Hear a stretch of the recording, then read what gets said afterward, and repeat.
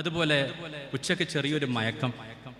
സഹീഹ് മുസ്ലിമിന്റെ ഹദീസിൽ കാണാം, ഖീലു ഫഇന്ന ശൈത്താന ലാ യഖീൽ, നിങ്ങൾ ഉച്ചക്കൊന്ന് വിശ്രമിക്കൂ, ശൈത്താൻ ഉച്ചക്ക് വിശ്രമിക്കുന്നില്ല.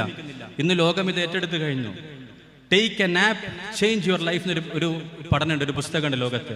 ഒന്ന് വിശ്രമിക്കൂ, ജീവിതം മാറ്റിമറിക്കൂ. കാരണം ഒരു വ്യക്തി സ്ക്രീനിൽ വർക്ക് ചെയ്യാന്ന് കരുതാം, അല്ലെങ്കിൽ ശരീരം കൊണ്ട് അധ്വാനിക്കാണെന്ന് കരുതാം, അല്ലെങ്കിൽ തലച്ചോറ് കൊണ്ട് അധ്വാനിക്കേണ്ട ജോലികൾ ചെയ്യാണെന്ന് കരുതാം.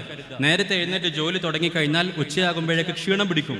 ആളുകൾ എന്താ ചെയ്യുന്നത്? കോഫി കുടിക്കും, കുറെ പഞ്ചസാര ഉള്ളിൽ കയറാണ്, അല്ലെങ്കിൽ വേറെ എന്തെങ്കിലും ചെയ്യും ഒരു ഉന്മേഷത്തിന് വേണ്ടി. അതെല്ലാം ഒരുപക്ഷെ അവരെ ദോഷകരമായി ബാധിക്കുക ചെയ്യുന്നത്. നബി സല്ലല്ലാഹു അലൈഹി വസല്ലം പറഞ്ഞ സംഗതി, ഒന്ന് ഉച്ചയാകുമ്പോൾ ഇടയ്ക്കൊന്ന് വിശ്രമിച്ച് നമ്മുടെ സിസ്റ്റം റീസ്റ്റാർട്ട് ആവുകയാണ്. പുതിയൊരു ദിവസമാണ്, എല്ലാം ഫ്രഷായി, എല്ലാത്തിനൊരു വിശ്രമം കിട്ടി.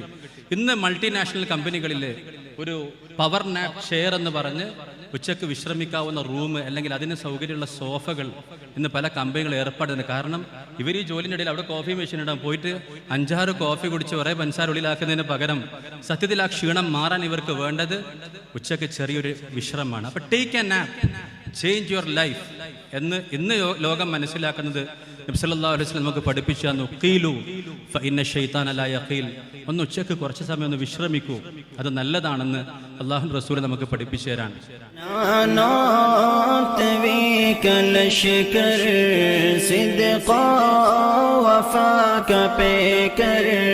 ഉലമാ